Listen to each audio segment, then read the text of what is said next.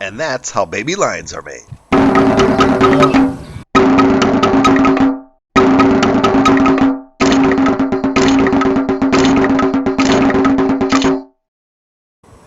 After we spent a few hours relaxing at the Kenzen mobile camp, it was time to go on another drive out in the Ndutu area of Tanzania.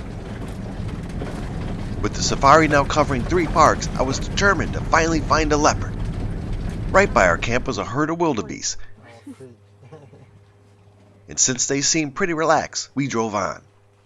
But before we went too far, it was time for a very rare pit stop for Puddin'. Yay.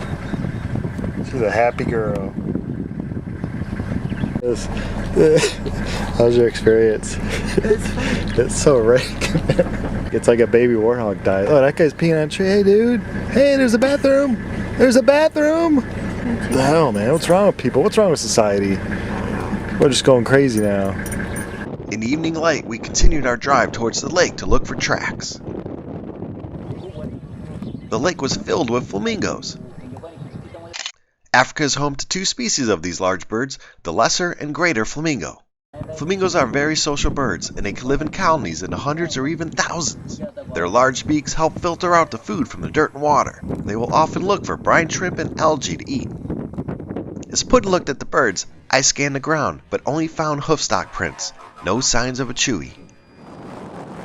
As we searched on, we did come across more than footprints. The ground was littered with wildebeest skulls. It was a reminder that predators are around, and we soon came across one. A lioness was resting near the lake. I enjoyed just being feet away from this powerful girl. Lions will rest off and on all day, which can add up to around 20 hours a day if they have eaten recently and are full. After a while, this lioness picked her head up and seemed alert. She wasn't looking our way, but it seemed she knew something else was near. As this large male approached, I hope I wouldn't see a lion fight, as lions will kill one another over territory. Especially prime real estate like this near a lake.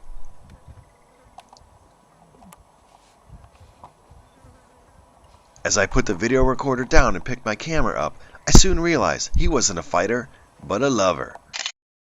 The female can stay in heat for a few days, and the lions could mate 20 to 40 times each day.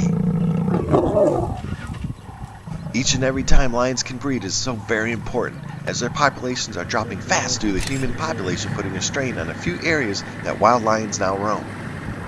Lion populations have dropped to just a third of what they once were only a half-century ago. Even though a male lion in charge of a pride can have a few females to choose from, this young male seemed to only mate with the one female. The other lioness was just a third wheel. I feel your pain, lioness. I've also been the unpopular person at the party, if you know what I mean. It was interesting to see this lighter maned male with his female, as a recent study actually showed that female lions prefer a male lion with a darker mane.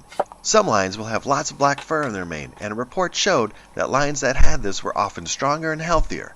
But the research also showed having a blonde mane like this one could help in the heat, as a lighter shade would reflect that heat and keep the lion a little cooler. So here I was hanging out with one cool lion. Speaking of cool, the female slowly moved towards the light breeze coming off the lake, and the male followed it, and again found his female to mate with.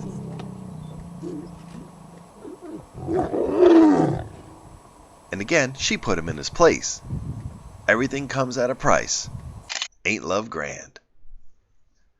Even though I didn't find any leopards tonight, the search will continue tomorrow. It was nice to see that the lions are doing all they can to help rebound their population, and all they ask of us is to provide them with enough protected land. We left the lions so they can rest, and I went back to the camp to try to get some sleep as well, as soon as I figured out how to get into the bed.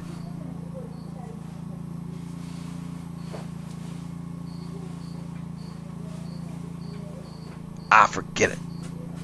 Hope you enjoyed this episode of Safari Tanzania. For more information on the items featured in this video, please read this video's description. And as always, thanks for watching.